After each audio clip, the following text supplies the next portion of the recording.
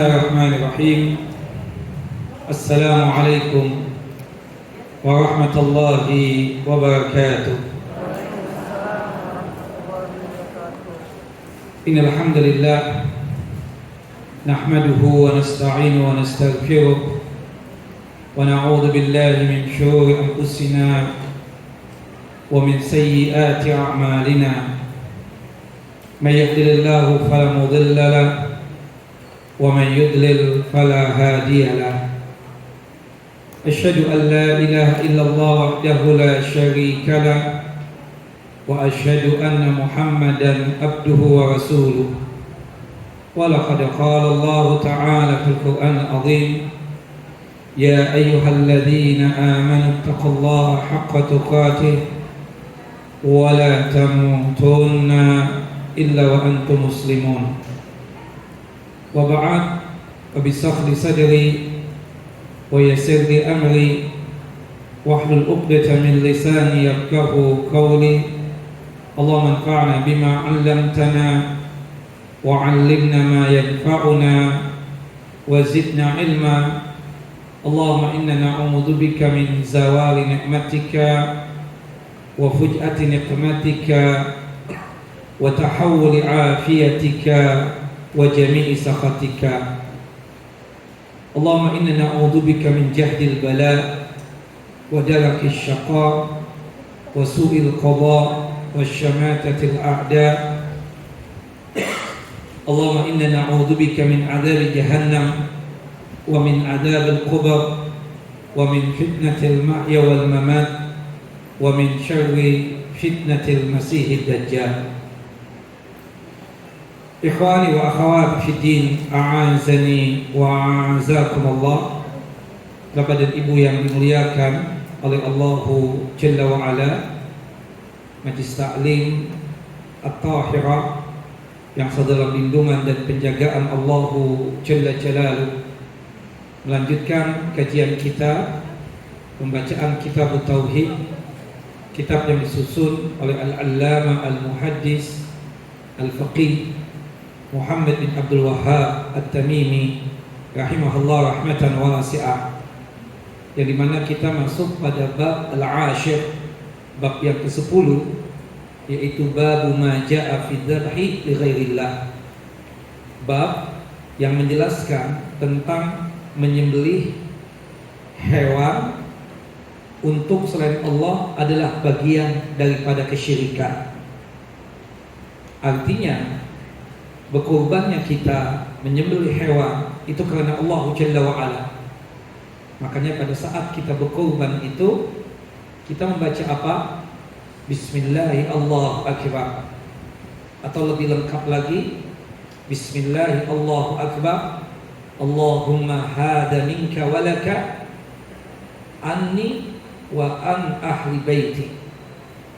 Dengan nama Allah yang maha besar, ini kambing, ini sapi, ini onta, nikmat yang datang dari Engkau ya Allah, yang kami persembahkan lagi untukmu, dariku dan dari anak istriku. Atau kalau kita mewakili orang untuk berkorban, untuk menyembelih hewan, kita menyebutkan Bismillah Allahu Akbar, Bismillah Allahu Akbar, Allahumma hada minka walaka an fulan bin fulan wa ahli baiti. Dengan nama Allah yang maha besar, ini kambing, ini sapi, ini onta, nikmat yang datang dari Engkau, yang dipersembahkan bagi untukmu ya Allah, dari fulan bin fulan dan anak istrinya atau keluarganya. Kalau berkaitan tentang bab yang ke-10 ini, itu menjelaskan tentang masalah kesyirikan. Salah satu kesyirikan yang terjadi di masyarakat kita ini, mereka menyembelih hewan atau binatang yang tujuannya itu untuk selain Allah Jalla wa Ala. Di dalam bab yang ke-10 ini, Syekh rahimahullah rahmatan wasi'ah itu membawakan 5 dalil. 2 dari Al-Quranul Karim dan 3 dari hadis Nabi sallallahu alaihi wasallam.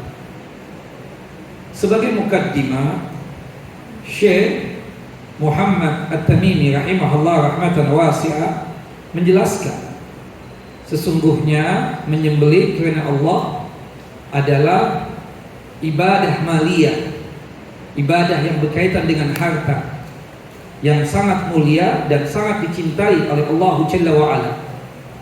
Ini dijelaskan dari sekian banyak ibadah yang Allah Jalla wa'ala syariatkan, yang berasal dari jenis penyembelihan atau dari jenis adzabah atau menyembelih ini. Seperti menyembelih hewan kurban, itu adalah ibadah. Menyembelih hewan akikah, akikah itu adalah sebagai wujud syukur kita kepada Allah Jalla wa'ala ketika kita mendapatkan anugerah anak. Jika kita mendapatkan anak laki-laki, di hari yang ke-7 kita menyembelih 2 ekor kambing. Jika kita mendapatkan anak perempuan, maka kita menyembelih 1 ekor kambing. Sedangkan kurban sebagaimana yang kita pahami, di bulan Dzulhijjah berkurban itu waktunya berapa hari Bapak Ibu?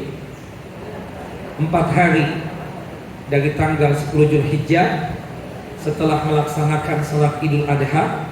Kemudian jika tidak sanggup di tanggal 10 itu, maka di tanggal 11, 12 dan tanggal 13 Dzulhijjah yang sering disebut dengan sebutan Ayyam Tasyrik, hari-hari tasyrik. Hari tasyrik itu ada 3, tanggal 11, 12 dan tanggal 13. Kata Nabi kita Muhammad SAW, Ayyam Tasyrik, Ayyam Dzabhin. Hari-hari tasyrik juga hari penyembelihan hewan kurban. Nah, berhubung sebentar lagi kita mendapatkan bulan Dzulhijjah, ingin sedikit menjelaskan Bapak dan Ibu tentang masalah kurban ini. Bahwasannya berkurban itu hukumnya wajib bagi yang punya kemampuan secara finansial. Karena memang berkaitan tentang ibadah kurban ini berkaitan erat dengan ibadah maliyah. Artinya yang wajib untuk berkurban yang punya kemampuan secara finansial, sebagaimana yang disebutkan di dalam hadis Abu Hurairah radhiyallahu an, man wajada sa'ata falam yudahi fala yaqrabanna musallana. Barang siapa yang punya kemampuan secara finansial tapi dia tersebut tidak mau berkorban, maka jangan sekali-kali mendekati tempat pelaksanaan salat Idul Adha kami. Kata Syekh Abdul Azim Al-Badawi hafizahullah di dalam kitab Al-Wajiz fi Fiqh Sunnah wal Kitab Al-Aziz, seakan-akan Rasulullah SAW menyindir kita yang punya kemampuan secara finansial tapi tidak mau berkorban. Percuma kalian melaksanakan salat Idul Adha jika sekiranya kalian tidak berkorban.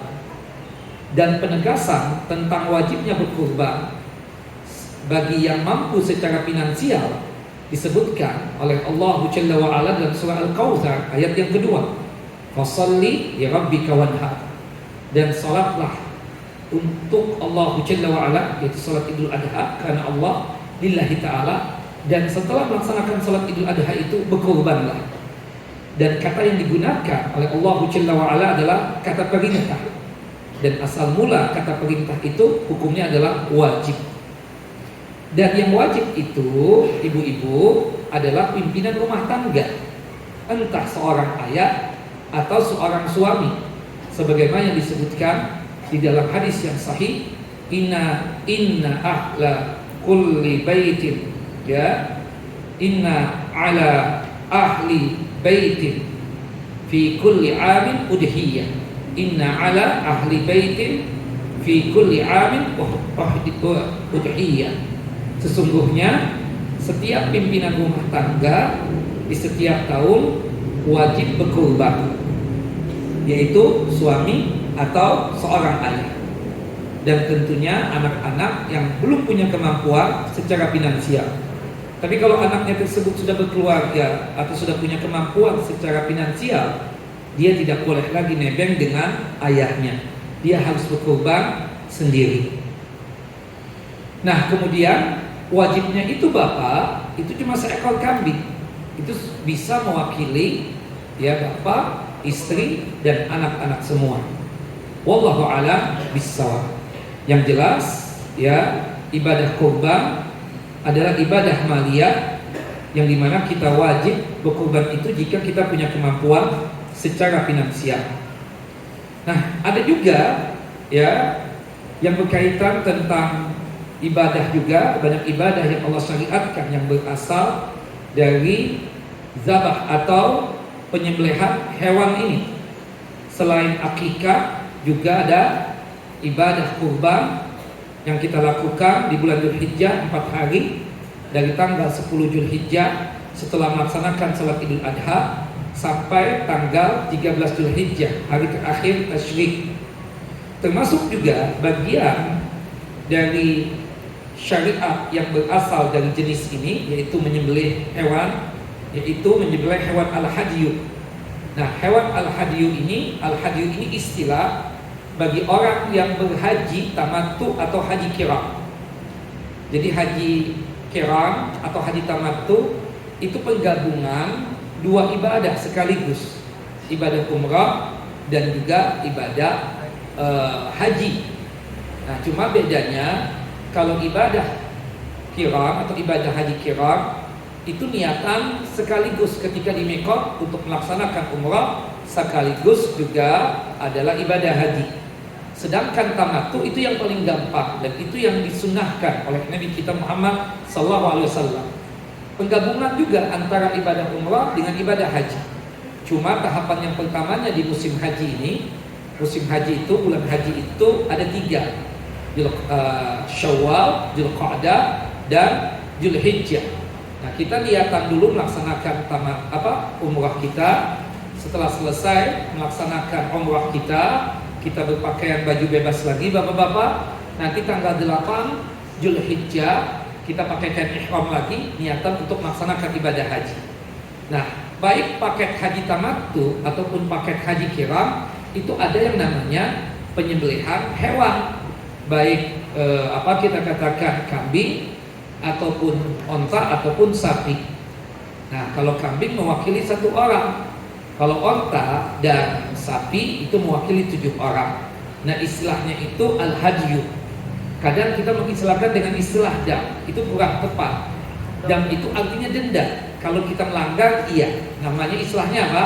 Dam. Kalau kita melanggar sesuatu larangan yang berkaitan dengan ibadah umrah atau ibadah haji, itu istilahnya adalah dam. Tapi kalau al-hadyu ini memang bagian paket dari haji tamattu dan haji kiram. Wallahu a'lam bissawab. Nah, kemudian termasuk juga ya dam tadi, menyembelih hewan ya fidyah karena melakukan pelanggaran tatkala haji atau umrah. Istilahnya apa? Dam. Istilahnya apa? Dam. Wallahu a'lam bissawab. Bahkan dalam Al-Qur'an ibadah ya penyembelihan ini atau ibadah kurban khususnya digandengkan dengan ibadah salat yang merupakan ibadah badaniyah yang terbaik. Ibadah salat itu adalah ibadah badaniyah atau ibadah jismiyah, ibadah yang mencurahkan fisik, digandengkan dengan ibadah maliyah ini atau ibadah yang berkaitan dengan finansial, yaitu berkurban. Sebagaimana yang Allah Jalla wa Ala nyatakan di dalam surah Al-Kautsar ayat yang kedua, washolli li rabbika wanhar, dan salatlah karena Allah dan berkurbanlah karena Allah Jalla wa Ala. Nah, salat mengandung berbagai ibadah yang mulia seperti zikir, tilawatul Quran, doa, tunduk dan patuh, khusyuk, menghadirkan hati untuk Allah Jalla wa Ala. Demikian juga ibadah menyembelih, ya, menyembelih hewan. Ibadah menyembelih hewan ini mengandung ibadah pengorbanan harta dan kepercayaan penuh kepada Allah Jalla wa Ala. Terlebih lagi bagi seseorang yang telah memelihara hewan, entah kambing, sapi atau onta, lalu ia pun menyembelih hewan tersebut karena Allah lillahi ta'ala, maka itu bagian ibadah yang sangat luar biasa. Al-Imam Ibnu Qayyim rahimahullah rahmatan wasi'ah ketika ditanya tentang ibadah yang paling utama. Kalau ibadah yang paling utama itu adalah ad-du'a. Itu yang dikatakan oleh mayoritas ulama berdasarkan hadis dari Nabi sallallahu alaihi wasallam, afdalul ibadah ad-du'a. Paling utamanya ibadah adalah berdoa kepada Allah Jalla wa Ala. Karena pada saat kita berdoa tersebut itu mengandung penyerahan diri kita kepada Allah Jalla wa Ala. Kita mentawakalkan segala urusan kita kepada siapa? Allahu Jalla Jalaluh. Kita pastinya kalau berdoa itu ada keikhlasan, karena kita memang betul-betul butuh dan berharap apa yang kita minta tersebut diperkenankan oleh Allah Jalla wa Ala. Maka pastinya kita katakan orang yang berdoa tersebut rata-rata di dalam diri adalah keikhlasan. Maka ini mengakibatkan ibadah doa itu ibadah yang paling utama dibandingkan ibadah-ibadah yang lain. Tapi ada sebagian ulama yang mengatakan ibadah yang paling utama di sisi Allah Jalla wa Ala adalah ibadah korban tersebut. Nah, ibadah korban dikarenakan pahala yang banyak yang didapatkan bagi kita yang berkorban. Syekh Muhammad bin Abdul Wahhab mengkhususkan pembahasan ini pada bab yang ke-10. Ini berkaitan dengan pembahasan khususnya adalah tentang kesyirikannya. Ketika kita menyembelih hewan, niatan itu untuk selain Allah, untuk jin, untuk kuburan, dan untuk yang lainnya, ya, yang jelas bukan untuk Allah, bukan karena Allah, maka dipastikan dia telah jatuh ke dalam kesyirikan, dan syiriknya tersebut adalah syirik besar. Nah, di sekitar kita banyak ya orang yang menyembelih hewannya tersebut untuk bangsa jin dengan berbagai macam bentuk, seperti dalam rangka membangun rumah, ya kan? Dijadikan sebagai apa? Tumbal apa saja. Apapun, kadang nggak masuk akal. Kadang kita lihat nih, subhanallah, mereka orang yang terpandang, yang paham tentang konstruksi bangunan, paham tentang cara membangun rumah, membangun jembatan, membangun gedung dan lain sebagainya. Tapi anehnya, kenapa setiap membangun bangunan itu selalu dirangkai dengan penyembelihan kerbau, yang kepala kerbaunya itu ditanam sebagai peletakan batu pertama, kata mereka. Ini apa? Syirik. Dan syirik apa? Syirik besar, gak main-main. Syirik apa? Syirik besar. Allahu Akbar. Nah, tujuan mereka menyembelih hewan tersebut seperti kerbau, yang kemudian kepalanya itu ditanamkan ya di tanah tempat pembangunan tadi, entah membangun rumah, jembatan, gedung, dan lain sebagainya, yang dimana mereka tersebut melakukan itu tujuannya agar gedung atau rumah tersebut dalam kondisi yang tidak runtuh. Nah, ini jelas kan menyekutukan Allah. Mintanya tersebut kepada apa? Hewan tadi.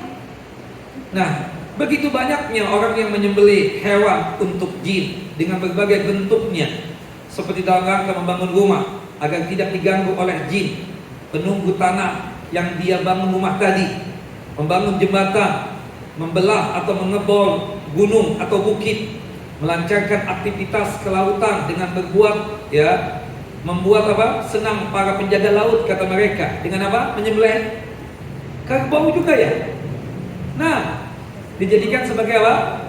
Sedekah laut, waliyadzubillah, ya, atau sebagian orang untuk dewi padi, kata mereka, ya kan? Atau untuk syarat pengobatan. Nah, syarat pengobatan harus menyembelih apa? Hewan kambing misalnya, untuk memenuhi persyaratan yang disyaratkan oleh dukun, waliyadzubillah. Semua ini adalah kesyirikan. Datang ke dukunnya saja itu sudah musyrik. Percaya dengan dukun itu sudah musyrik. Kemudian melaksanakan titahnya itu dukun, lebih musyrik lagi. Ya, na'udzubillah min dzalik. Belum lagi berbagai jenis penyembahan untuk kuburan, waliyadzubillah. Banyak kan terjadi di masyarakat kita. Bagi bapak dan ibu yang pernah melakukan itu, bertaubatlah taubatan nasuha sebelum dipanggil oleh Allah Jalla wa Ala, sebelum diwafatkan oleh Allah Jalla wa Ala. Karena itu syirik besar, dan hati-hati, jika syirik besar itu dibawa mati, maka tidak ada ampunan buat dia. Ya, yang disebut dengan syirik besar yang tidak yang disebut dengan syirik yang tidak diampuni. Maksudnya apa Bapak Ibu? Syirik besar yang dibawa mati. Salah satunya adalah ketika dia menyembelih hewan, entah itu onta, entah itu kambing, entah itu ayam, bebek, angsa, ataupun sapi, ya, ataupun jerapah, ya. Tujuannya itu untuk selain Allah Jalla wa'ala, itu musyrik, itu syirik. Dosa syiriknya apa? Syirik besar. Waliyadzubillah. Jika keyakinan itu dibawa mati, maka dipastikan dosa syiriknya tidak diampuni oleh Allah Jalla wa'ala, karena kategorinya syirik besar. Jadi yang disebut dengan syirik yang tidak diampuni itu apa? Syirik besar yang dibawa mati, yang sudah kita bahas. Sebagaimana yang Allah Jalla wa'ala firmankan di dalam surah An-Nisa, surah yang keempat, 2 kali Allah Jalla wa'ala menjelaskan, ayat 48 dan ayat 116. Waliyadzubillah. Nah, Syekh rahimahullah rahmatan wasi'ah membawakan 2 ayat Al-Quran berkaitan tentang masalah bab yang ke-10 ini. Pertama surah Al-An'am, surah yang ke-6, ayat 162 sampai ayat 163. Kemudian surah Al-Kautsar, ayat yang kedua. Kita bahas dulu surah Al-An'am ayat 162 sampai ayat 163. Qala Allah Ta'ala, Allah yang maha tinggi berfirman, Qul inna salati wa nusuki wa mahyaya wa mamati lillahi rabbil alamin, la syarikalah wa bidzalika umirtu wa ana awal muslimin. Katakanlah wahai Muhammad, sesungguhnya salatku untuk Allah, penyembelihan hewan ini karena Allah, berkorban ini untuk Allah, hidupku dan matiku semata-mata untuk Allah juga. Rabb semesta alam, Tuhan semesta alam, tidak ada sekutu bagi Allah. Demikian itulah yang diperintahkan kepadaku, dan aku adalah orang yang pertama-tama menyerahkan diri kepada Allah Jalla Jalaluhu. Bapak dan Ibu yang dimuliakan oleh Allah Jalla wa'ala, ayat ini menunjukkan bahwa menyembelih kepada selain Allah, menyembelih dengan niatan untuk selain Allah Jalla wa'ala adalah dosa syirik, dengan menggandengkan antara ibadah menyembelih dan ibadah salat. Sebagaimana salat tidak boleh ditujukan kepada selain Allah, bukan begitu? Salatnya kita untuk siapa? Allah. Inna salat, ya, untuk Allah Jalla wa'ala, karena Allah Jalla wa'ala. Begitupun ibadah korban kita, begitupun juga ibadah akikah kita, begitupun juga berkaitan dengan al-hadyu dan pembayaran dam, karena Allah Jalla wa'ala, bukan karena makhluk, bukan dikenakan bangsa jin, bukan dikenakan yang lainnya. Waliyadzubillah. Kita tahu ibadah salat, ibadah yang sangat mulia. Ketika kita melaksanakan ibadah salat, pastikan tanamkan keikhlasan. Begitupun juga ketika kita menyembelih hewan kurban, tanamkan keikhlasan lillahi ta'ala, ya. Dan itu menjadi ungkapan kita di dalam setiap kali sholat. Kita tahu kan doa istiftah yang diajarkan oleh Nabi kita Muhammad SAW, itu ada sekitar 12 doa istiftah. Salah satunya doa istiftah yang diajarkan oleh Nabi kita Muhammad SAW kepada sahabat yang mulia Ali bin Abi Thalib radhiyallahu anhu. Doa istiftah ini sering dibaca oleh bapak dan ibu. Penggalannya apa? Inna salati wa nusuki wa mahyaya wa mamati lillahi rabbil alamin, la syarika la wa bidzalika umirtu wa ana awwalul muslimin. Yang kita sebutkan, salatku untuk Allah, sembelihanku untuk Allah, bukan untuk selain Allah. Ketika selain Allah berarti dipastikan dia jatuh ke dalam apa? Kesyirikan, menyekutukan Allah Jalla wa'ala. Nah, kita lihat ayat ini ditutup dengan 3 penekanan. Yang pertama, ya, disebutkan, ya, wanusuki, artinya sembelihanku. Sembelihanku hanya untuk Allah Jalla wa'ala, Rabb semesta alam, Tuhan semesta alam. Yang kedua, la syarikalah, Tidak ada sekutu untuk Allah Jalla wa Ala. Dan yang ketiga, wa ana al-muslimin. Dan aku adalah orang yang pertama Islam. Maksud di sini apa? Aku adalah orang yang pertama-tama menyerahkan diri kepada Allah Jalla wa Ala. Nah, kalau kita melihat dari ungkapan tiga hal tadi, karena setiap nabi adalah orang yang pertama Islam sebelum kaumnya. Dan setiap nabi menyuruh kepada Islam, yaitu peribadatan hanya semata kepada Allah Jalla wa Ala. Tidak ada sekutu untuk Allah Jalla wa Ala. Pada surah Al-An'am ayat 62, pada surah Al-An'am surah yang ke-6 ini ayat 162 sampai ayat 163, Allah memerintahkan Nabi kita Muhammad SAW untuk menginfokan kepada kaum musyrikin yang beribadahnya untuk selain Allah. Salah satu peribadahan yang dilakukan oleh orang musyrik itu adalah menyembelih hewan untuk berhala-berhala mereka, untuk sembahan-sembahan mereka.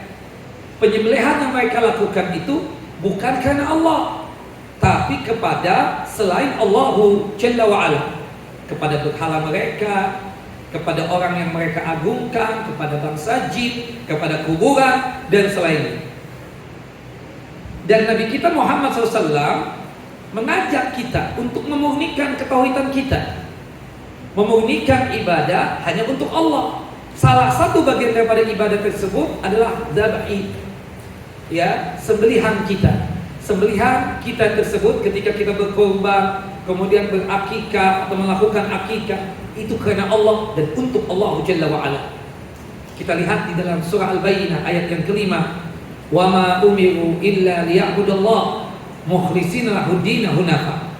Tidaklah kita ini disuruh, diperintahkan kecuali beribadah dalam kondisi yang ikhlas lillahi ta'ala.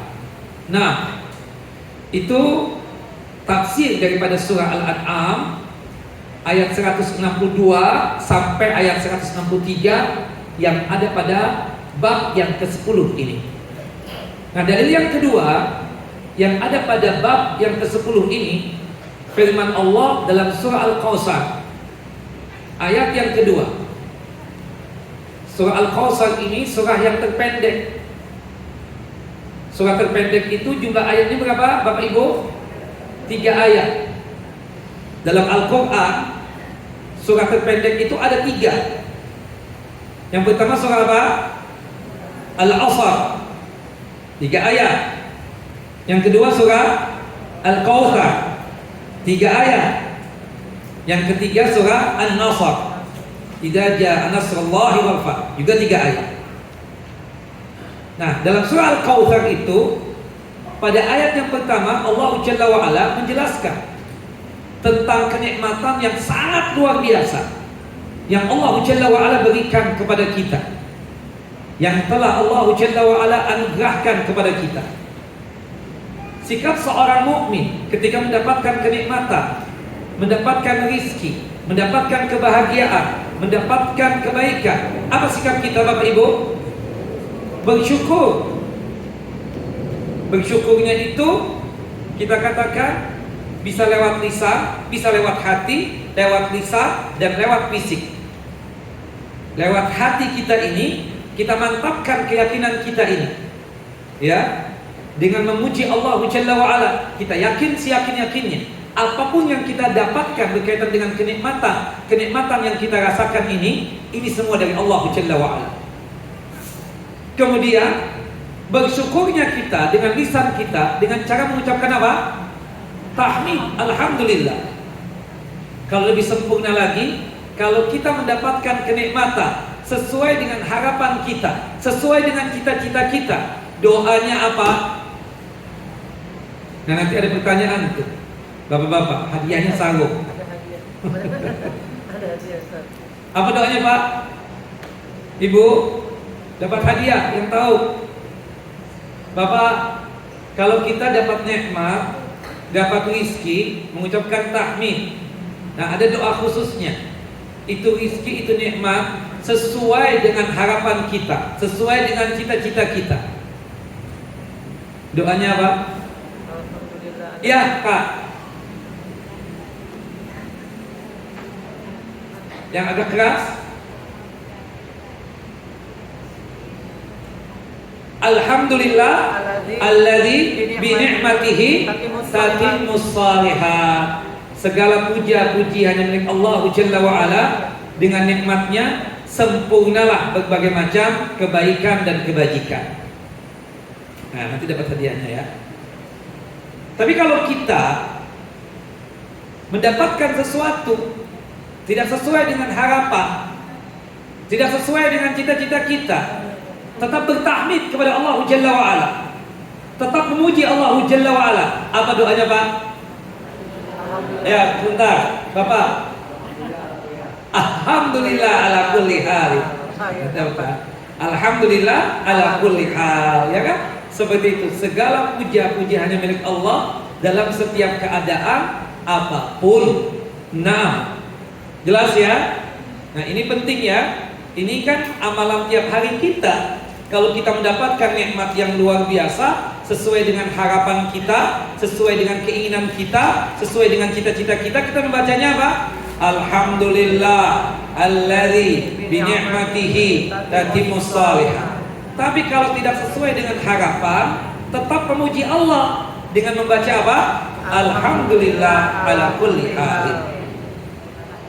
Nah, kemudian bersyukurnya kita berkaitan dengan fisik, tadi kan dengan hati, kemudian dengan lisan. Kemudian kita kuatkan lagi bersyukurnya kita dengan fisik kita, yaitu melaksanakan perintah Allah dan meninggalkan segala yang dilarang oleh Allah.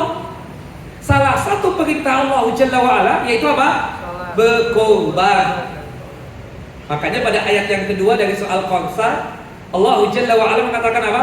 Washolli li rabbika wanhar. Salatlah karena Allah dan untuk Allah, lillahi ta'ala. Kemudian berkorbanlah karena Allah, untuk Allah, lillahi ta'ala. Sebagian ulama menafsirkan salatlah salat Idul Adha karena Allah Jalla wa Ala. Setelah melaksanakan salat Idul Adha, berkorbanlah karena Allah Jalla Jalaluh. Nah, salat dan berkorban adalah dua ibadah yang agung, dua ibadah yang mulia, yang sama-sama merupakan tanda kedekatan seseorang hamba kepada Allah Jalla wa Ala, sekaligus juga wujud ketawaduan, tawaduknya dia, kemudian rendah dirinya di hadapan Allah Jalla wa Ala, menunjukkan dia tersebut fakir, sangat membutuhkan bantuan Allah Jalla wa Ala. Sebagaimana seorang hamba juga merupakan perwujudan prasangka baiknya kepada Allah Jalla wa Ala, di mana dia meyakini sepenuhnya akan kebenaran janjinya Allah Jalla wa Ala. Dia juga yakin akan perintahnya Allah, makanya dia mau untuk melaksanakannya. Dia pun juga yakin apa yang dia dapatkan sekarang ini untuk dirinya, itu semua adalah karunia Allah, nikmat yang datang dari Allah Jalla wa Ala. Nah, segala pemberian, segala rizki itu datang dari siapa? Allah Jalla wa Ala. Nah, kita perhatikan bagaimana Allah Jalla wa Ala menyebutkan perintah akan kedua ibadah yang mulia ini. Setelah huruf fa, ya, fa fasalli, maka maksudnya apa? Ini menunjukkan akan sebab perintah. Ya, kenapa Allah memerintahkan kita sholat, memerintahkan kita berkorban? Karena Allah Jalla wa Ala banyak sekali menganugerahkan kepada kita kenikmatan, banyak sekali memberikan rezeki untuk kita, banyak sekali memberikan kebaikan untuk kita. Sebagai wujud syukur kita tersebut, kita sholat kepada Allah. Itu salah satu perintah Allah. Dan Allah memerintahkan kita berkorban, maka hendaknya kita laksanakan perintah Allah Jalla wa Ala, yaitu berkorban tersebut. Nah, disebutkan ya secara khusus kata-kata Al-Kautsar itu apa? Telaganya Rasulullah sallallahu alaihi wasallam. Ya, ada juga yang mengartikan Al-Kautsar itu nikmat yang banyak. Tidak hanya sekedar untuk Nabi kita Muhammad SAW, tapi juga buat kita sebagai umatnya. Wallahu a'lam bishawab. Intinya apa? Di sini Allah memerintahkan kita menyembelih hewan atau berkorban karena Allah, lillahi ta'ala. Nah, siapa hafal tadi? Berkaitan dengan doa sebelum kita berkorban atau pada saat kita ingin menyembelih hewan korban. Apa doanya? Satu saja. Ibu-ibu dulu, angkat tangan. Enggak ada yang hafal? Ya, Ibu. Ya, pendek banget ya tambahannya. Ada yang lengkap? Bapak? Bismillahirrahmanirrahim. Allahu Akbar. Allahumma hadza minka walaka. An, ya kalau kita sendiri, anni wa an ahli baiti. Sama-sama, saya dulu. Bismillahirrahmanirrahim. Allahu Akbar. Allahumma hadza minka walaka anni wa ahli baiti. Jadi anninya itu bisa dirubah nanti. Kalau kita kebetulan menyembelihkan hewan kurban untuk teman kita atau mewakili teman kita dalam masalah penyembelihan, kita sebutkan namanya ya. Bismillahirrahmanirrahim. Allahu Akbar. Allahumma hadza minka walaka an fulan bin fulan wa ahli baiti. Jelas semua Bapak? Jelas enggak Pak? Hafal tidak? Bapak ada yang hafal? Angkat tangan. Ngacung Pak, ya.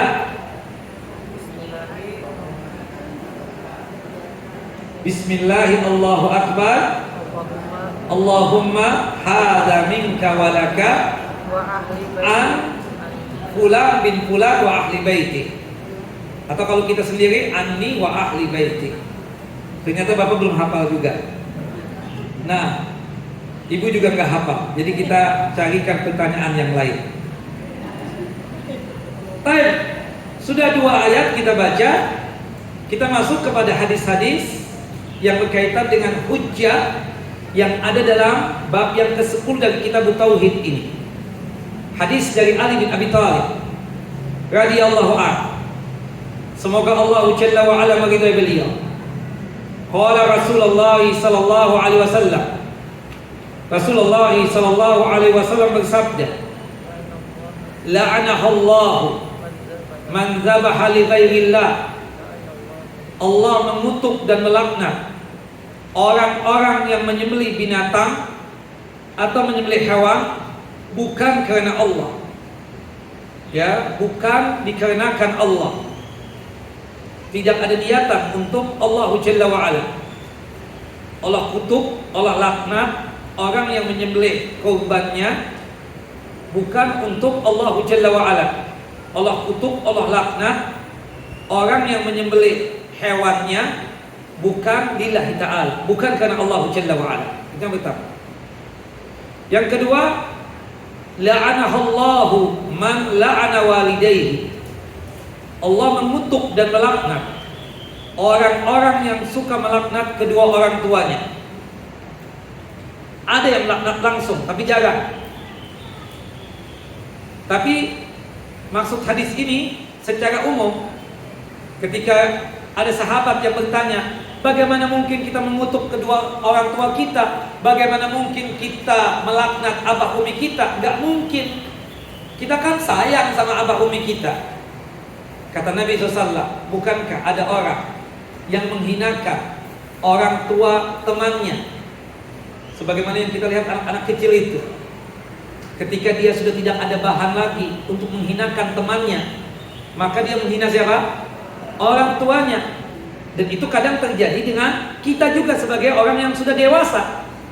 Disebutkanlah nama orang tuanya, dihinakanlah orang tua, orang yang kita kenal tadi itu, dengan cacian-cacian dan hinaan-hinaan. Nah, otomatis ketika kita mencaci maki orang tuanya, itu orang juga akan mencaci maki apa? Orang tua kita. Nah, disinilah seseorang itu akan mendapatkan kutukan dari Allah Jalla wa Ala dikarenakan dia melakukan dosa itu. Dia suka betul menghina orang tua temannya, suka betul menghina abah umi orang lain, dan orang lain itu pasti akan apa? Membalas perbuatan orang tersebut. Disinilah orang tersebut mendapatkan kutukan dan laknatnya Allah Jalla wa'ala. Jelas apa? Di antara kita ini insya Allah tidak ada yang mengutuk atau melaknati orang tuanya. Di antara kita ini tidak ada yang menghinakan kedua orang tuanya, ya, atau nyinyir kepada kedua orang tuanya. Tapi ada di antara kita ini yang suka betul menghinakan orang tua, ya, orang lain. Entah itu orang tua teman kita, entah itu orang tua orang yang kita kenal, entah abah umi tetangga kita, entah abah umi teman dekat kita atau teman jauh kita, atau siapapun, atau abah umi kaum muslimin.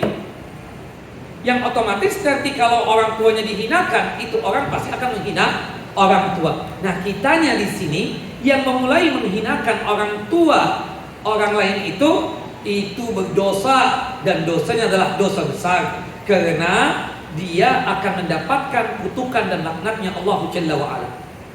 Jelas? Yang disebut dengan kutukan dan laknatnya Allah itu apa sih?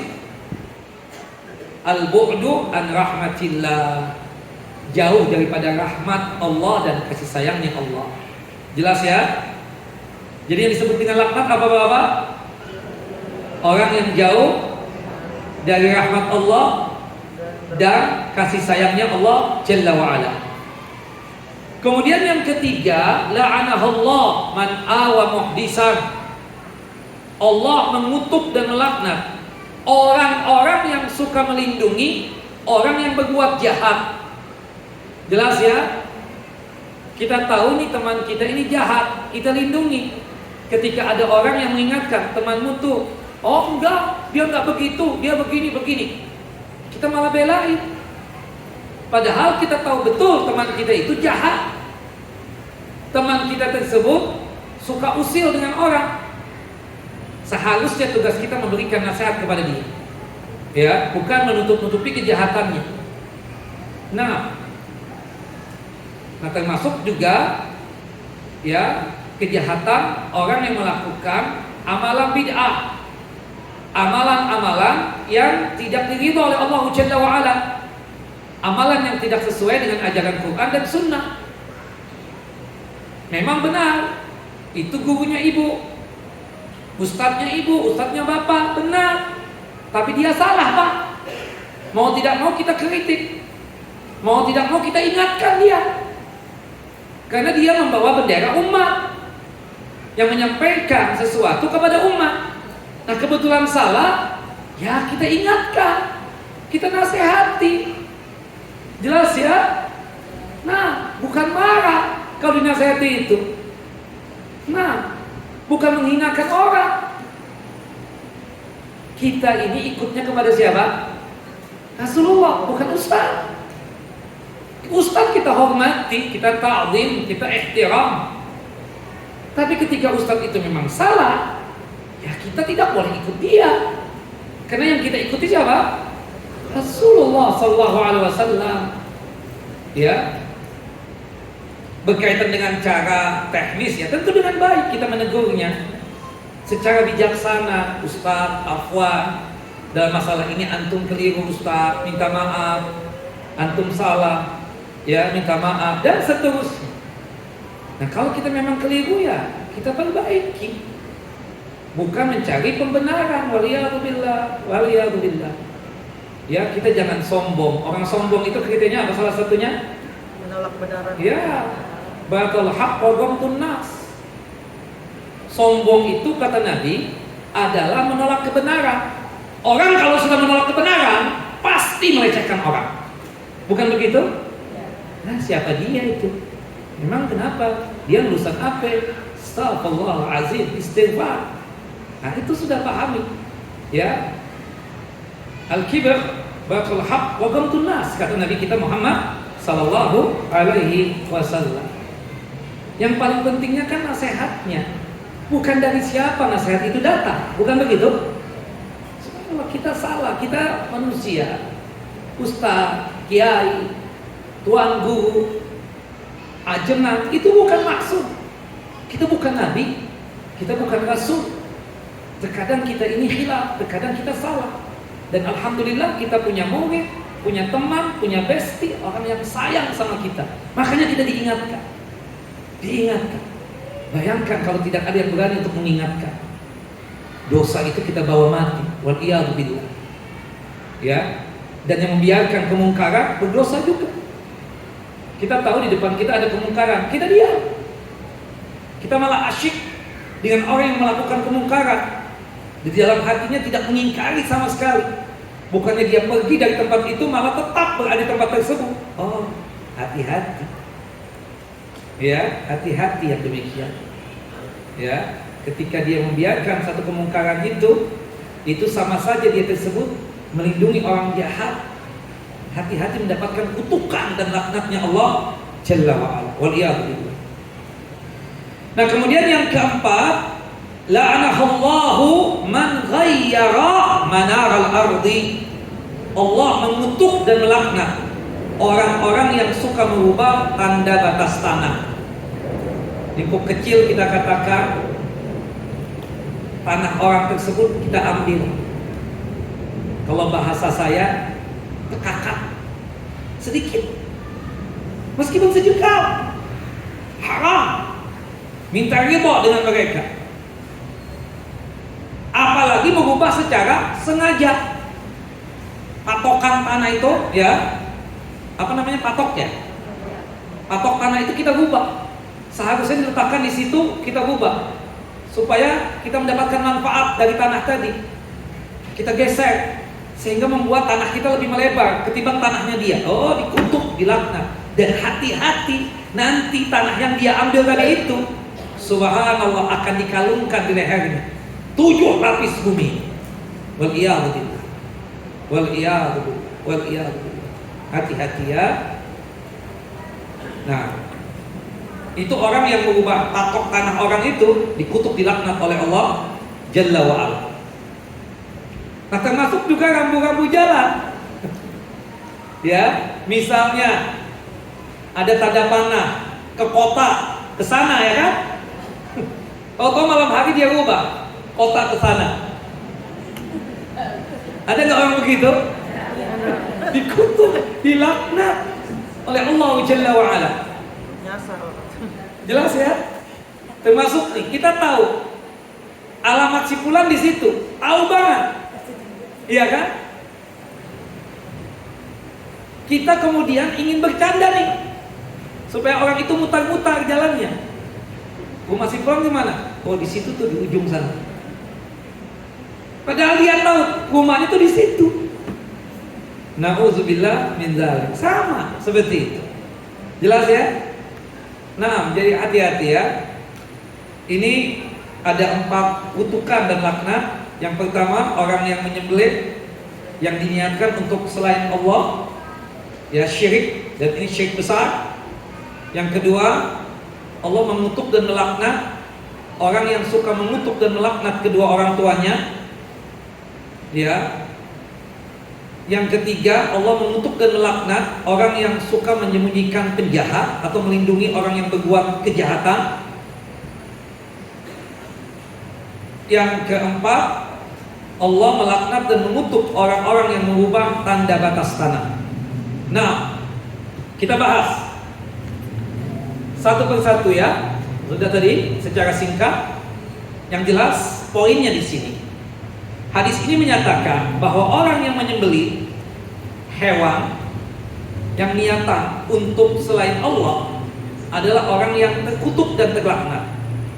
Al-Imam An-Nawawi rahimahullah rahmatan wasi'ah mengatakan, wa amma dzabhu li ghairillah fal muradu bihi an yadbaha bi ismi ghairillah ta'ala kaman dzabaha lis-sanami aw is-salib aw li Musa aw li Isa sallallahu alaihima aw lil Ka'bati wa nahwi dzalika fa kullu hadha haramun wa la tahillu hadhihi adz-dzabihatu sawa'un kana adz-dzabihu musliman aw nasraniyan aw yahudiyan nassa alaihi asy-Syafi'i wattafaqa alaihi ashabuna fa in qasada ma'a dzalika ta'dhimal madbuhi lahu ghairillahi ta'ala wal ibadata lahu kana dzalika kufra fa in kana dzabihu musliman qabla dzalika sara bidzabhi murtaddan. Allahu akbar. Apa kata Imam An-Nawawi rahimahullah rahmatan wasi'ah? Al-Imam An-Nawawi ini adalah dari kalangan mazhab Syafi'i. Beliau mengatakan begitu. Yang dimaksudkan dengan hadis tadi, ya, dikutuk, dilaknat orang yang menyembelih dengan niatan, ya, untuk selain Allah Jalla wa Ala. Dikutuk, dilaknat orang yang menyembelih hewan kepada selain Allah Jalla wa Ala adalah menyembelih dengan nama selain Allah. Menyembelih dengan nama selain Allah, ya, bukannya bismillah tapi biismi Isa, dengan nama Nabi Isa, biismi, ya, Musa, Nabi Musa misalnya, atau dengan nama Nabi Muhammad sekalipun tidak boleh. Selain itu, ya, selain Allah, ya, mereka menyembelih dengan nama selain Allah, seperti dengan nama berhala, atas nama salib, atas nama Nabi Musa, atas nama Nabi Isa, atas nama Ka'bah, atau atas nama yang semisalnya. Padahal kalau kita menyembelih secara umum mengucapkan apa? Bismillahirrahmanirrahim, Allahu Akbar. Ya, kalau berkorban secara lengkapnya Bismillahirrahmanirrahim, Allahu Akbar, Allahumma hadza minka walaka anni wa an ahli baiti.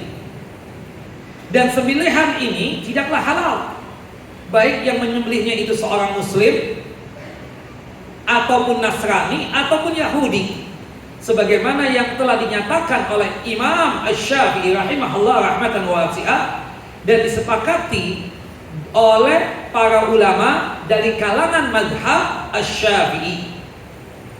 Jika ternyata selain itu ia juga bermaksud mengagungkan dan memuliakan selain Allah, yang ditujukan dengan sembelihan untuk orang yang sifatnya tersebut selain untuk sembelihan untuk orang tersebut, atau untuk kuburan, untuk berhala, atau untuk, ya, Nabi Isa, atau untuk Nabi Musa, atau untuk syekh ini, syekh itu, dan seterusnya. Tujuan dia untuk menyembelih hewan tersebut untuk syekh-syekh tadi itu, atau untuk kuburan, atau untuk siapapun selain Allah Jalla wa'ala.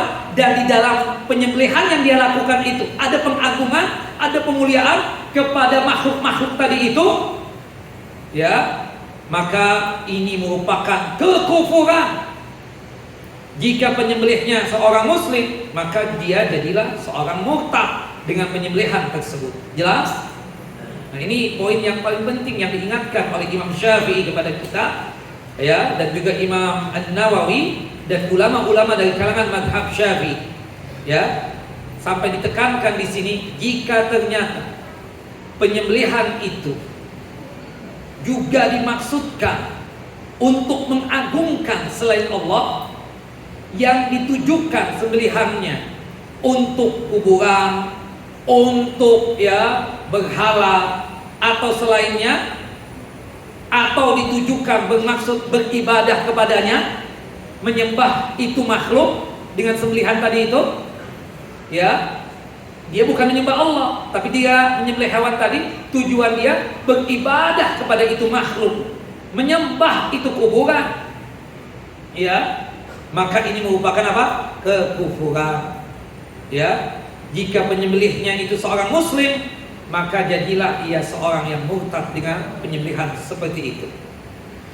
Menyembelih hewan secara umum itu ada dua gambaran atau dua bentuk.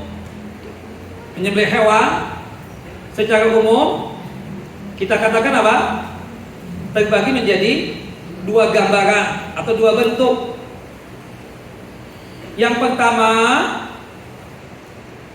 menyembelih sembelihan bukan karena ibadah. Menyembelih ayam, menyembelih bebek, menyembelih angsa, bukan karena tujuan untuk beribadah, melainkan karena ingin memakan dagingnya. atau untuk menjamukan untuk tamu. Itu daging-daging dijadikan sebagai apa? Jamuan buat kerabat atau buat tamu. Nah, itu gambaran yang pertama ya, bentuk yang pertama.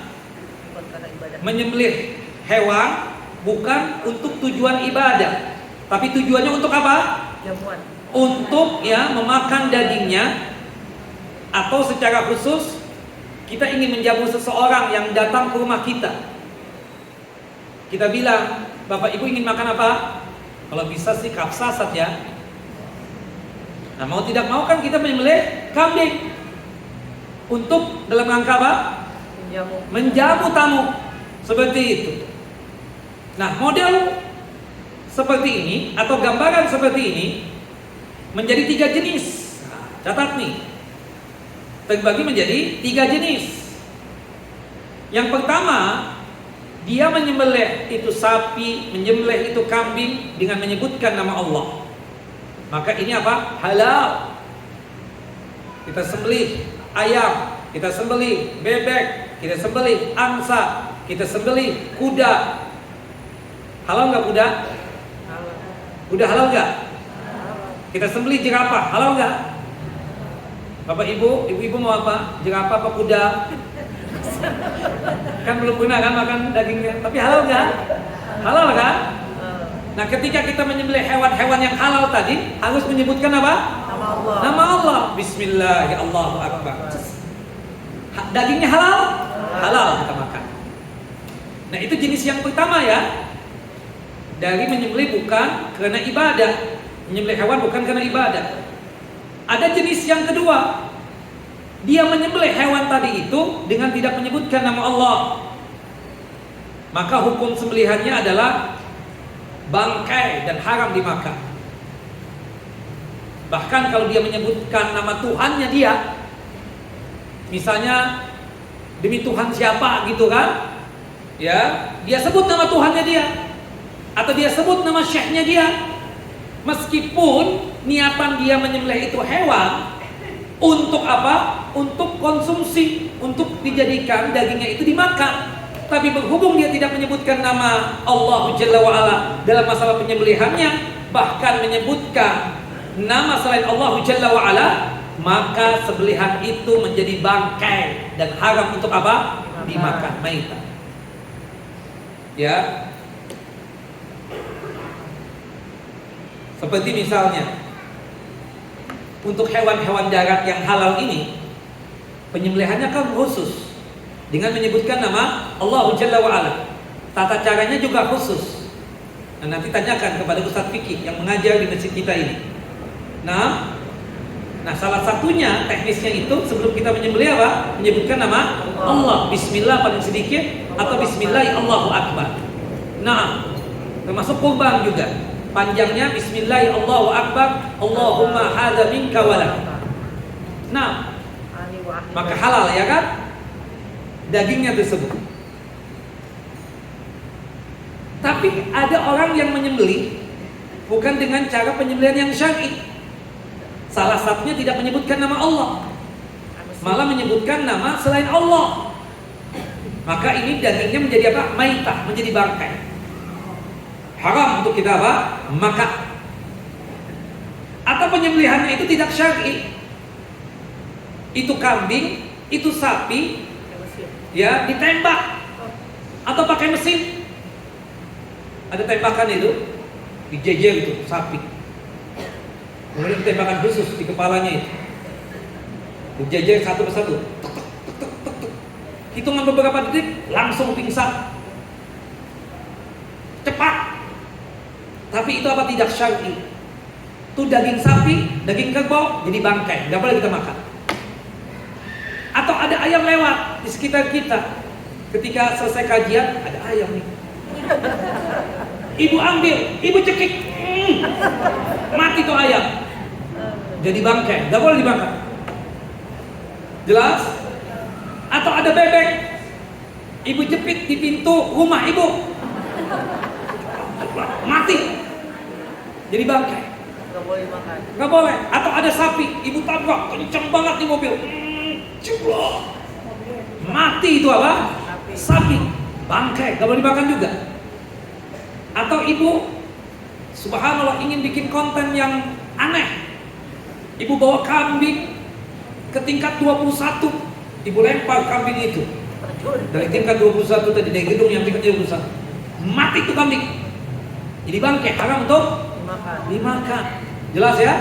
Nah, jadi menyembelih hewan bukan karena ibadah, melainkan karena ingin memakan dagingnya. Yang pertama halal, menyembelih dengan menyebutkan nama Allah. Yang kedua haram, menyembelih hewan tersebut dengan tidak menyebutkan nama Allah, tapi nama selain Allah. Maka hukum sembelihannya adalah bangkai, haram dimakan. Atau jenis yang ketiga, menyembelih hewan dengan menyebutkan nama selain Allah.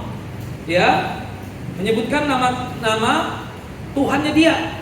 Ya, orang kafir misalnya menyembelih hewan, disebutkanlah nama Tuhannya dia. Meskipun binatang yang disembelih halal seperti ayam, bebek, berhubung dia menyebutkan nama selain Allah, maka hewan tersebut haram untuk kita makan. Jadi bangkai juga. Jelas? Jelas ibu-ibu? Jelas. Nah, kemudian yang keempat ini kita tambah ya, keempat, orang yang menyembelih hewan dengan tidak syar'i, termasuk juga nggak boleh dagingnya kita makan.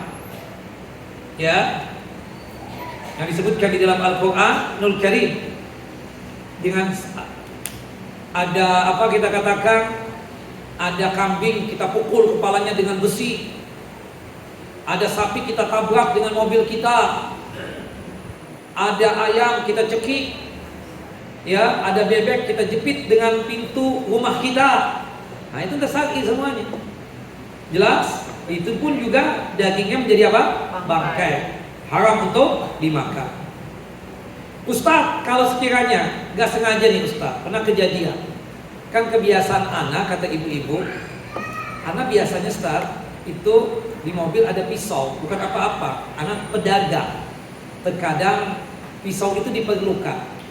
Qadarullah suatu hari anak masuk di perkampungan, ya, anak nggak sengaja nabrak ayam Ustaz. Ayam itu masih kelepak-kelepak, belum mati. Anak turun dari mobil anak, langsung anak ambil pisau, kemudian anak sembelih. Sebelumnya anak mengucapkan Bismillah ya Allahu Akbar. Nah, itu daging ayamnya halal nggak dimakan? Halal. Kenapa? Disembelih. Disembelih secara syar'i. Memang awalnya ditabrak, tapi masih ada nyawa dia, masih kelepak-kelepak begitu. Kita langsung seketika Bismillah ya Allahu Akbar. Seperti halal nggak? Wallahu a'lam bishawab. Baik, kemudian gambaran yang kedua sekarang ya. Jenis yang pertama, gambaran yang pertama jelas ya Bu. Ya. Menyembelih hewan yang halal bukan karena tujuan untuk apa? Ibadah. Jadi judul yang pertama itu, bentuk yang pertama itu adalah menyembelih hewan yang halal bukan karena untuk ibadah, melainkan karena ingin memakan dagingnya. Itu jenisnya ada berapa tadi? Ada empat ya. Ada empat supaya lebih jelas. Kalau menyembelih dengan menyebutkan nama Allah halal jelas. Kalau menyembelih dengan tidak menyebutkan nama Allah haram. Ya, maka hukum sembelihannya adalah bangkai. Atau yang ketiga, menyembelih dengan menyebutkan nama selain Allah juga haram. Ya. Yang keempat, dengan cara yang tidak ya, menyembelih sembelihan yang tidak syar'i. Jadi menyembelihnya tidak syar'i tadi, yang kita sebutkan contoh-contohnya tadi. Nah, itu gambaran yang pertama. Adapun gambaran yang kedua, menyembelih hewan yang halal dengan niatan untuk ibadah, seperti akikah, ya kan? Itu tujuannya untuk apa? Ibadah. Kemudian kurban di waktu Idul Adha ya, itu niatannya apa? Ibadah. Atau seperti kita haji tamattu atau haji qiran, menyembelih al-hadyu, istilahnya apa Bu tadi Bu? Al-hadyu. Al-hadyu itu ibadah. Termasuk kalau kita melanggar larangan haji, namanya apa Bu? Dam. Itu pun juga ibadah. Nah, pada dasarnya tujuan utamanya bukanlah untuk memakan daging sembelihan tersebut, tapi untuk mengalirkan darah sembelihan tersebut sebagai persembahan kepada yang ditujukan sembelihan kepadanya. dalam rangka untuk mengagungkannya. Model ini ada dua gambaran atau dua bentuk atau dua jenis. Gambaran yang kedua ini menyembelih sembelihan dengan niatan ibadah, itu ada dua apa? Dua bentuk. Kalau yang tadi yang pertama ada berapa bentuk? 4. Yang sekarang ada 2. Pertama, menyembelih hewan untuk Allah dan karena Allah, lillahi ta'ala. Maka ini adalah ibadah yang mulia, ibadah yang agung, ibadah yang banyak pahalanya. Seperti apa tadi, Bu? Akikah, apalagi? Haji, Kurban, kemudian al-hadyu, kemudian dam, ya. Nah, sudah ya. Atau kita menyembelih hewan dikenakan nazar, boleh nggak? boleh. Misalnya begini, jika anak lulus ya di fakultas ini atau di sekolahan ini, saya akan menyembelih hewan kambing karena Allah Jalla wa Ala. Ternyata anaknya lulus, maka dia wajib menjalankan nazarnya. Ketika dia menyembelih menyebutkan nama Allah, dagingnya halal nggak dimakan? Halal. Halal. Tapi itu sembelihan biasa ataukah sembelihan yang sifatnya ibadah? Ibadah, karena ada unsur apa? Nazar. Dan nazar itu adalah ibadah. Jelas bentuk yang pertama ini, Bu? Jelas. Bentuk yang kedua, menyembelih hewan dengan niat mempersembahkan hewan tersebut kepada selain Allah. Nah, sekali lagi, bentuk yang kedua dari gambaran yang kedua, menyembelih hewan dengan niatan mempersembahkan hewan tersebut kepada selain Allah. Maka ini hukumnya apa, Bu? Haram. Syirik. Syiriknya besar apa kecil? Besar. Akbar, syirik besar yang bisa mengeluarkan seseorang dari millah, dari agama, walaupun ia menyembelihnya dengan menyebut nama Allah. Nah, dia menyebut nama Allah, tapi niatan dia ketika menyembelih itu kambing untuk apa? Untuk sesajen, untuk apa tadi? Sedekah laut, sedekah bumi. Nah, itu syirik dan syirik besar. Meskipun dia ketika menyembelih menyebutkan nama Allah, tapi niatan dia untuk menyembelih itu hewan, menyembelih itu kerbau dengan niatan mempersembahkannya kepada selain Allah. Bangun jembatan, kerbau yang dibawa, dia niatan apa? Dia baca Bismillah Allahu Akbar juga, tapi niatan dia menyembelih kerbau tersebut tidak lain dijadikan sebagai sajen atau dijadikan apa tadi? Tumbal, ya, Hukumnya syirik. agar jembatannya tidak hancur, agar rumahnya aman dari gangguan jin, macam-macam. Ada syirik. Tolong ya, infokan kepada mereka-mereka yang biasa melakukan itu. Allahu Akbar. Enggak ada hubungannya. Secara agama tertolak, secara ilmu keinsinyuran juga apa? Tertolak. Secara ilmu bangunan juga apa? Tertolak, nggak ada hubungannya sama sekali. Nah, seperti itu, nggak ada hubungannya, nggak nyambung. Tapi kita nyebutkan nama Allah ke Ustadz, ada Ustadznya juga, pakai gamis kayak Ustadz juga. Beragama itu penilaiannya bukan pakaian, enggak. Ya, amaliyahnya apa? Ya, perbuatan yang dia lakukan itu apa? Syirik. Bismillah, Allahu Akbar, tapi niatannya ini kepala kerbaunya ditanam sebagai peletakan batu pertama untuk pembangunan jembatan, untuk pembangunan jalan, untuk pembangunan rumah, untuk pembangunan gedung. Syirik, Bu? Syirik besar, meskipun ketika menyembelih menyebutkan nama Allah. Syirik besar. Wallahu a'lam. Nah, tolak ukurnya adalah tujuan dia menyembelih itu kerbau. Tolak ukurnya, barometernya apa? Niatan dia ketika menyembelih tadi.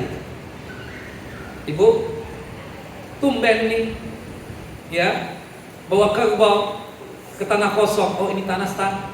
Mau kita bangun kita bangun masjid atau kita bangun kajian, majlis taklim.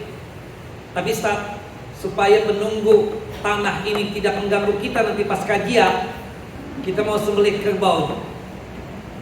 Bu, syirik bu? Oh enggak, kita bawa nih, ini ada ustadznya nih, lihat. Ya, surbannya kan tinggi banget tuh udah. Kayak si tumpeng. Subhanallah. Bu, syirik bu? Enggak menyebutkan nama Allah ustadz, iya. Tapi niatan ibu tadi apa? Untuk Itu kambing, itu kerbau, itu sapi dipersembahkan untuk siapa?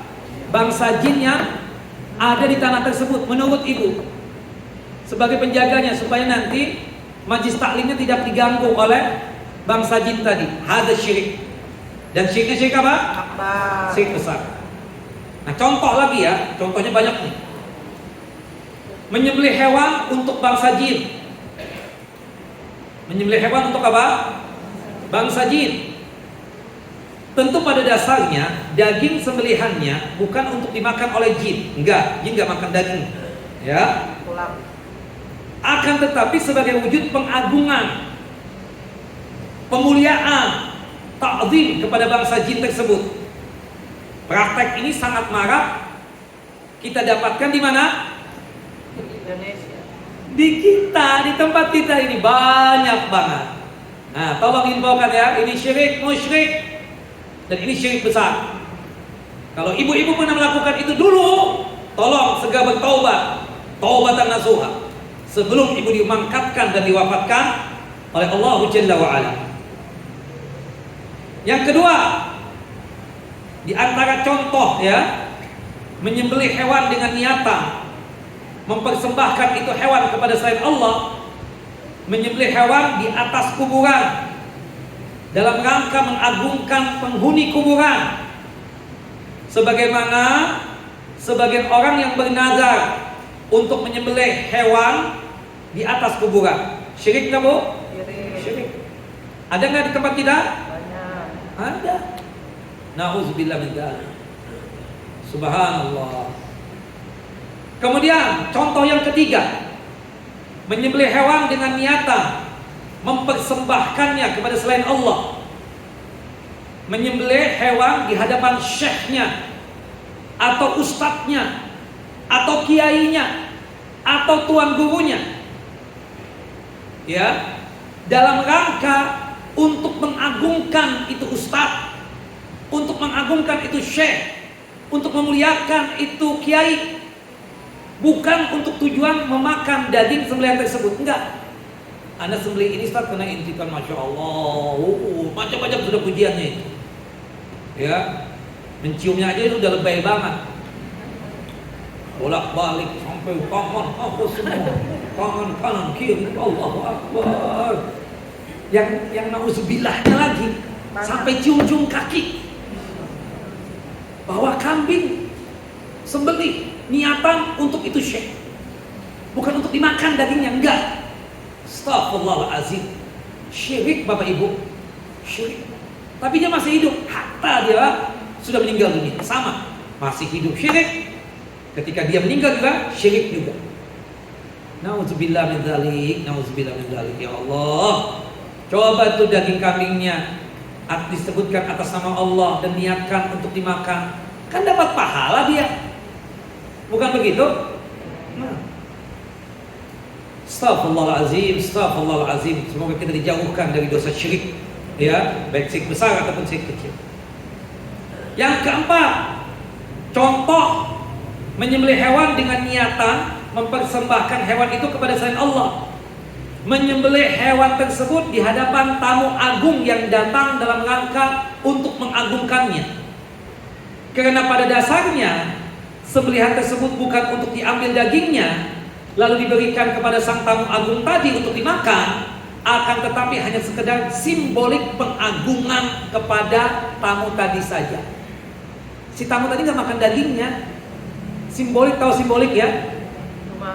Cuma sekedar tanda doang pengagungan. Nih, Anda mengagungkan antum nih dengan cara menyembelih kerbau, menyembelih onta, menyembelih kambing dan seterusnya. Tapi itu daging-dagingnya nggak dimakan. Niatan dia untuk pengagungan kepada tamu agung tadi. Lain halnya kalau seseorang menyembelih hewan yang halal bukan di hadapan sang tamu. Kemudian sembelihan tersebut, ya, dagingnya diambil untuk dijamukan kepada tamu tersebut. Maka perbuatan seperti ini halal atau tidak halal? Halal. Ini adalah kebaikan, sedekah, pahala besar. Jelas ya? Allahu Akbar, Allahu Akbar. Astaghfirullahaladzim. Ala kulli hal, sedikit pengulangan ya, agar ibu dan bapak mantap dalam masalah keyakinan yang satu ini. Menyembelih hewan secara umum terbagi menjadi berapa, Bu? Dua bentuk, dua gambaran. Gambaran yang pertama, menyembelih hewan bukan karena ibadah, melainkan karena ingin memakan dagingnya. Ini ada berapa jenis tadi? 4. Ada 4. Kemudian yang kedua, menyembelih hewan dengan niatan ibadah. Nah, ini terbagi menjadi dua bentuk atau dua jenis. Yang pertama apa? Menyembelih hewan untuk Allah dan karena Allah lillahi ta'ala. Maka ini adalah ibadah yang agung, ibadah yang mulia. Contohnya apa, Bu? Akikah, korban, al-hadyu, dan juga dam. Nah, termasuk nazar dikarenakan untuk Allah dan lillahi ta'ala. Nazarnya untuk Allah ya, bukan untuk selain Allah. Kalau untuk selain Allah syirik. Kemudian jenis yang kedua, dari gambaran yang kedua apa, Bu? Menyembelih hewan dengan niatan mempersembahkannya kepada selain Allah. Nah, ini syirik besar. Contohnya tadi ada 4 atau 5 yang saya sebutkan, jelas ya? Nah, seperti itu. Wallahu a'lam bissawab ya. Ini yang berkaitan dengan bab yang ke-10. Ya, ini yang berkaitan dengan bab yang ke-10. Wallahu a'lam bissawab. Baik, ala kulli hal kita katakan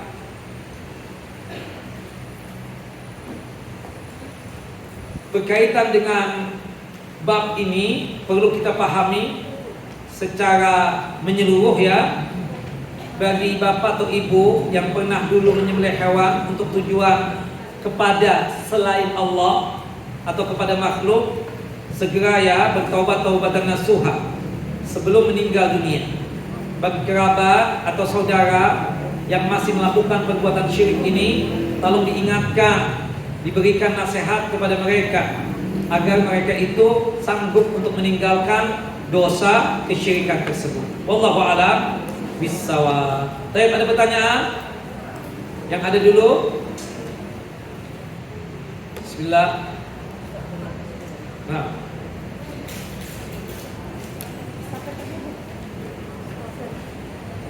Ustaz, jika kita berniat berkorban tapi dananya kurang, maka ditutupi dengan pinjaman, apakah boleh? Secara umum boleh. Sama seperti kita berhaji berumrah dengan berhutang. Ibadah hajinya sah enggak? Sah. Ibadah umrahnya sah enggak? Sah. Tapi enggak haji. Apa yang enggak haji itu? Enggak enak. Dia kan belum wajib. Kenapa pakai memaksakan diri? Seperti itu loh. Ibu, bapak, kalau sekiranya, kalau toh kita sampai meninggal dunia belum sempat untuk berkorban, subhanallah, sayangnya Nabi kepada kita. Nabi itu kan setiap tahun berkorban dengan 2 ekor kambing. 1 ekor kambing buat beliau dan buat keluarga beliau. Kambing yang kedua itu berkorban untuk umat beliau yang belum sempat untuk berkorban. Artinya apa? Kalau sekiranya sampai meninggal dunia dikarenakan kemampuan kita secara finansial tidak ada, maka kita tidak wajib untuk berkorban. Ustaz, tapi kan sayang banget. Ibu, Rasulullah sudah berkorban atas nama kita. Bagi umatnya, bagi umat Nabi Muhammad yang tidak sanggup untuk apa? Berkorban. Ya, tapi boleh nggak Ustaz dengan cara berhutang tadi? Secara hukum boleh. Sah nggak korban saya? Secara hukum juga sah. Jika memang hewan korbannya memenuhi syarat, tidak pincap, tidak buta, sehat walafiat ya. Kemudian juga tidak kurus hewannya, kemudian juga tidak pincang atau patah kakinya, tidak sakit, kita katakan ada buntutnya, ya berarti sah korbannya tersebut. Adapun berkaitan dengan berhutangnya itu kita katakan hukumnya boleh, tapi sekali lagi tidak wajib. Karena ibu atau bapak belum dalam kondisi yang mampu. Wallahu a'lam. Ustadz, jika fasilitas umum, selokan atau got, apa itu? Di apa bu? Nggak jelas di sana. Siapa yang nanya? Saya. Iya, gimana bu? Jika gotnya itu jadi beton untuk pagar rumahnya gitu, itu boleh kan apa enggak? Aslinya nggak boleh, kecuali ada izin dari pihak yang berwajib, yang punya otoriti itu. Misalnya RT, RW dan seterusnya ya. Seperti itu. Seperti misalnya ibu bercocok tanam di fasilitas umum. Aslinya nggak boleh bu, kecuali atas izin dari pihak yang berwenang. Jelas? Nah jadi Allah Akbar, banyak di antara kita ini nggak paham tentang masalah itu. Itu bukan tanahnya dia, tapi ya itu berkaitan dengan apa? Fasilitas umum.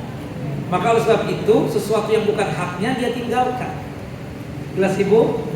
Wallahu a'lam bissawab. Nah, jangan diambil berkaitan dengan tanah dari fasilitas umum tadi. Tidak boleh kita memakai kecuali atas izin orang yang punya otoriti atau orang yang memang ya punya hak untuk menjalankan itu. Jelas ya? Wallahu a'lam. Baik. Ustadz, kalau hewan buruan bagaimana Ustadz dagingnya? Halal atau tidak halal? Halal. Makanya ketika melepaskan ya pistol kita atau peluru kita atau panah kita dengan mengucapkan apa? Bismillah. Seperti itu. Wallahu a'lam bishawab. Nah,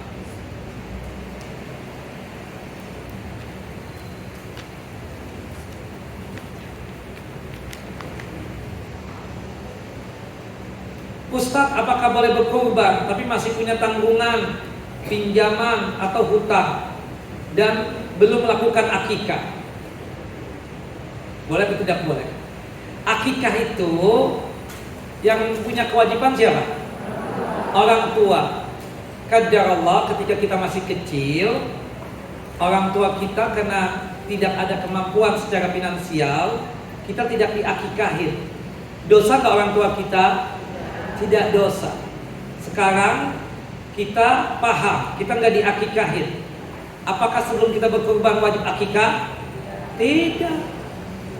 Nabi Muhammad tidak pernah berakikah. Para sahabat kan kata-kata masuk Islam sudah tua, bukan begitu?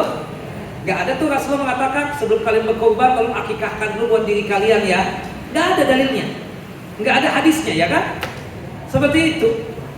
Adapun hadis yang menjelaskan bahwasanya Nabi kita Muhammad SAW mengakikahkan buat diri beliau ketika diangkat menjadi Nabi pada saat berumur 40 tahun. Hadza hadisun maudhu, ini hadis palsu.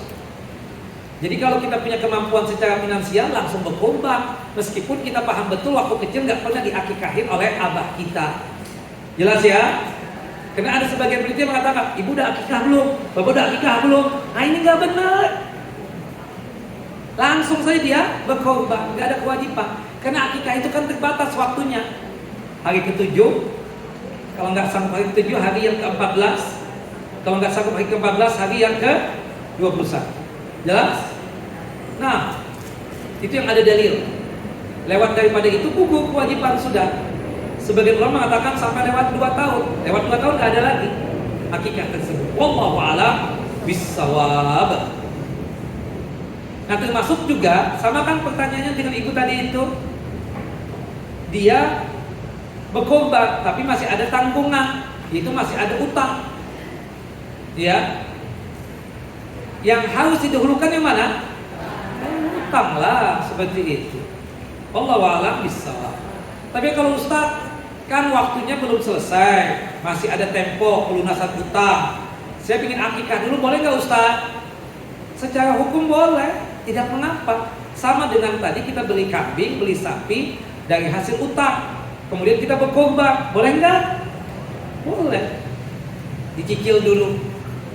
Pak, pinjam kambingnya dulu Pak ya. Maksudnya utang dulu nih kambing, nanti kalau anak ada duit, anak bayar. Oh, enggak apa-apa kalau buat ustaz. Secara hukum boleh, tapi kan nggak aci ya, nggak apa ya, belum wajib ya, seperti itu. Allahu a'lam. Apa tuh nggak aci itu apa sih? Hah? Lasrep lah. Apa bu? Yang nggak seret ya, kayak nggak pas gitu loh. Nah, kemudian ibu-ibu yang dimuliakan oleh Allah Jalla wa Ala, selanjutnya. Nah, bagaimana hukum korban dengan sistem iuran per siswa dan siswanya lebih dari 15 orang dan korbannya atas nama yayasan atau atas nama wali kelasnya? Anak yang 15 itu bukan dianggap berkorban, tapi dia sedekah untuk siapa? Wali muridnya.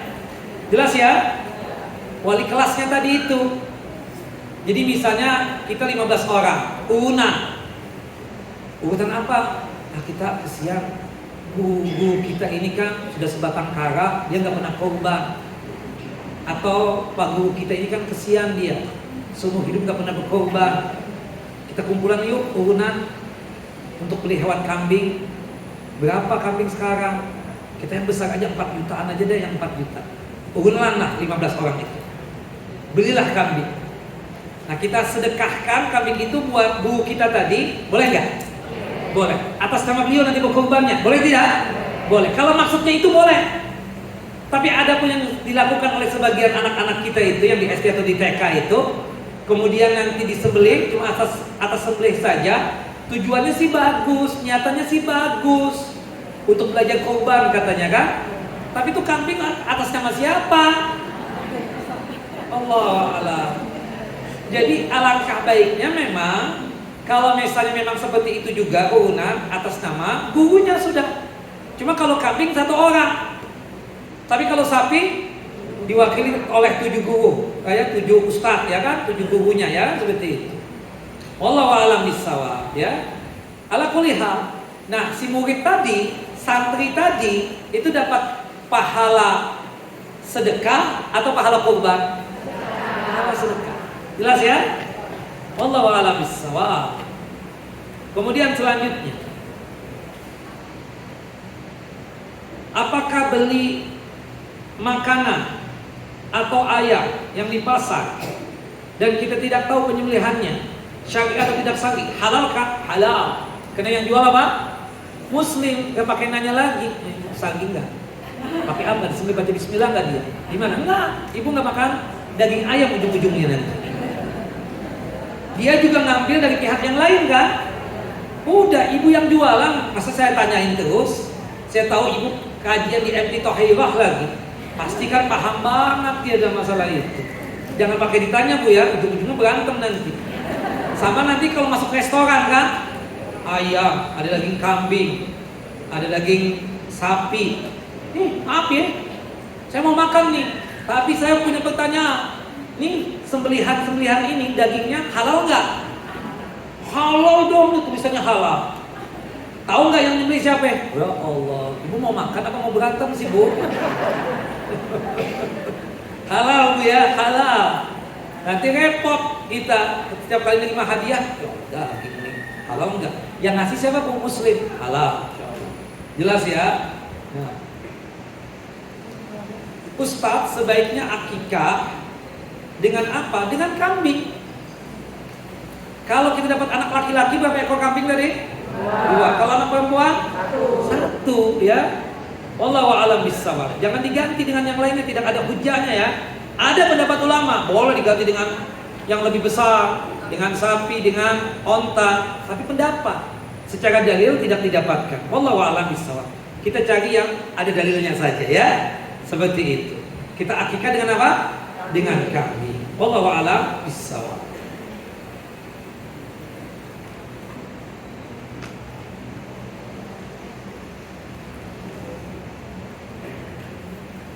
Apa nih? Apa hukumnya bila pemotongan hewan jauh dari masjid? Kemudian apa nih, lokasinya masih ada di tempat dia? Gak ada masalah apa? Siapa yang nanya nih? Gak jelas juga tulisannya. Siapa yang nanya? Misalnya di tempat pemotongan ya kan? Gak ada masalah. Itu kan yang disarankan oleh pemimpin kita, oleh pemerintah kita kan? Ya seperti itu. Nah, nggak ada masalah, nggak mesti kita harus hadir. Sunnah hadir, sunnah motong sendiri sunnah. Tapi kalau kita nggak mampu, boleh diwakilkan, tidak mengapa yang demikian. Ya boleh, ya diwakilkan, ya tidak mengapa yang demikian, boleh. Wallahu a'lam bissawab. Ya, subhanallah, Rasulullah di akhir hayat beliau berkorban dengan 100 ekor onta. 65-nya beliau potong sendiri. Sisanya diserahkan kepada mantu beliau, Ali bin Abi Thalib radhiyallahu anhu. Nah, di situ menunjukkan bahwasannya diwakilkan dalam masalah penyembelihan tidak mengapa yang demikian. Wallahu a'lam bissawab. Ustaz, untuk upah tukang jagal boleh nggak diambilkan dari kulit dan dagingnya hewan kurban kita? Boleh nggak? Nggak boleh. Itu kulitnya kita hadiahkan saja untuk tukang jagal, boleh nggak? Tapi kalau sebagai upah nggak boleh. Kita kasih daging kurban kita untuk tukang jagal, boleh nggak? Tapi kalau kita jadikan sebagai upah boleh nggak? Nggak boleh. Jelas ya. Kata Ali bin Abi Thalib, ya, na'khudhu min indina. Kami mengambil upah itu dari kantong pribadi kami yang tidak ada kaitannya dengan hewan kurban kami. Jelas ya? Nah,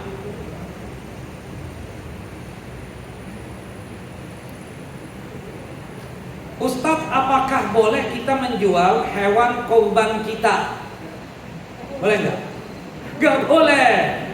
Pembagian daging kurban itu sepertiga buat kita, sepertiga buat hadiah, sepertiga itu buat sedekah. Ya, boleh disedekahkan seluruhnya. Tidak boleh dijual. Tidak boleh apa? Dijual. Tapi begini, Masya Allah ibu-ibu ya, bapak-bapak juga Masya Allah. Bapak-bapak sayang sama Ustaz, ngirimin daging banyak banget. Bukan kurban saya berkurban juga. Tapi bapak-bapak ngasih hadiah buat saya. Ada yang ngasih 10 kilo, ada yang ngasih 20 kilo, ada yang ngasih 5 kilo. Nah itu kan kulkas saya penuh dong. Besoknya saya telepon penjual daging. Saya bilang, antum mau beli daging nggak? Ini murah nih. Mau. Datang ke mana ya? Pemberian hadiah bapak-bapak tadi saya jual boleh nggak? Boleh. Kenapa? Karena itu hewan kurban, bukan kurbannya saya, tapi kurbannya antum-antum ini, bapak dan ibu. Jelas ya? Jelas? Wallahu a'lam bishawab. Sama dengan zakat fitrah. Ada seorang fakir miskin, semua ibu-ibu di MT Thohirah ini ngasih dia. Waktu Idul Fitri kemarin dia dapat 5 ton beras. Misalnya ya kan, menghayal nih Ustadz ya, nah, boleh nggak dia jual? Boleh, karena itu hasil pemberian dia. Kalau sudah dikasih itu kembali kepada dia. Mau dimakan monggo silakan, mau dijual silakan, mau dihadiahkan lagi silakan, mau disedekahkan lagi silakan. Tidak mengapa yang demikian. Jelas ibu-ibu? Jelas Bapak? Wallahu a'lam bishawab. Ya Allah, Masya Allah. Enggak jelas tulisan kata-kata, enggak jelas kenapa ini.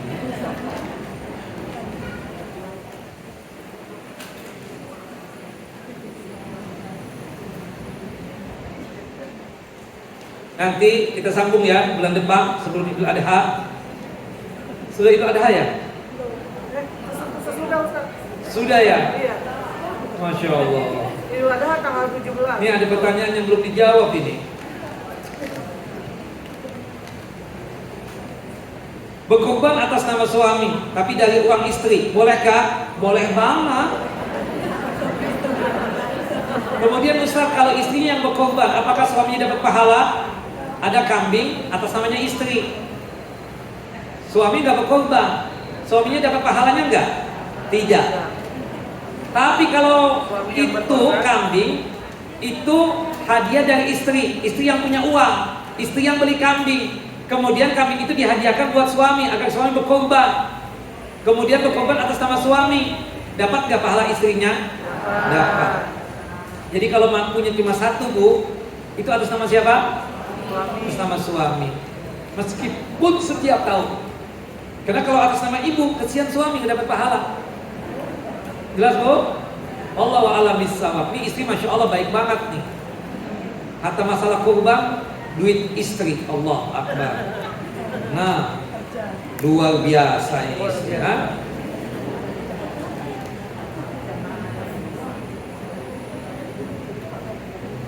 Nah, bagaimana Ustaz cara penyembelihan hewan-hewan yang hidup di air? Apakah caranya sama seperti penyembelihan hewan-hewan yang halal di daratan? Nggak sama. Kalau ikan kita menyembelihnya gimana? Ketok kepalanya langsung. Apa bangkai? Lah, hewan-hewan yang hidup di air, bangkainya saja halal. Kata Nabi SAW, huwa tahurun ma'uhu wa hillu maitatuhu. Airnya itu halal untuk kita minum, itu suci untuk kita mandi dan berwudu, dan binatang-binatangnya itu halal untuk kita makan. Kecuali ada dalil yang menjelaskan bahwasanya itu haram. Anjing yang haram, anjing apa? Anjing yang hidup di darat. Anjing laut halal nggak? Halal. Singa apa yang haram? Singa yang hidup di darat, ya kan?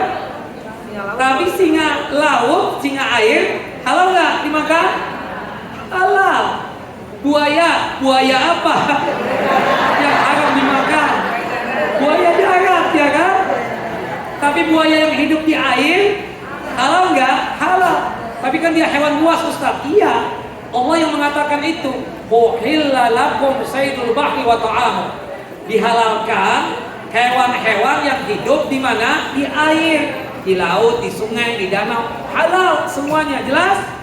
Kecuali ada yang dalil. Ada dalil seperti ular. Haram. Baik ular di darat ataupun yang hidup di air. Haram dimakan, ya kan? Tapi kalau yang berkaitan dengan tadi itu, ya, singa laut apalagi? Anjing laut apalagi? Ya, buaya kan manusia lah yang itu, buaya darat, ya. Nah, buaya darat kan manusia. Haram. Buaya. Keong yang haram itu yang hidup itu tuh, yang makan kotoran. Yang racun. Yang itu yang apa tuh, yang hidupnya tempat-tempat najis itu loh. Jelas ya? Yang pakai cot itu, yang biasanya di kayu-kayu itu. Dia kan makan kotoran tuh, Bu. Nggak boleh. Jelas ya, katak. Nggak boleh. Nah, nanti yang jelas itu, yang seperti yang Ibu sebutkan tadi itu, kita katakan haram tuh, Bu. Nah, Wallahu a'lam, karena dia makan kotoran, Bu. Nggak boleh ya, seperti itu. Wallahu a'lam, nanti pembahasannya Ustaz Fikih itu ya. Nah, ini pertanyaan saja berkaitan dengan jadi cara penyembelihannya, bangkainya ikan itu. Misalnya kolam ikan kita itu ikannya pada mati, sudah 1 hari nih, boleh nggak kita makan, Mas? Boleh, nggak ada masalah. Bangkainya halal. Yang haram itu bangkai hewan-hewan yang hidup di darat. Wallahu a'lam bishawab. Saya rasa cukup ya. Wassallallahu Nabi Muhammad wa ala ali Muhammad kama shallaita ala Ibrahim wa ala ali Ibrahim innaka Hamidum Majid. Allahumma barik ala Muhammad wa ala ali Muhammad kama barakta ala Ibrahim wa ala ali Ibrahim innaka Hamidum Majid. Kita tutup kajian kita dengan masing-masing kita baca doa kafaratul majlis. Subhanakallahumma wa bihamdika asyhadu an la ilaha illa anta astaghfiruka wa atubu ilaik. Wassalamualaikum warahmatullahi wabarakatuh.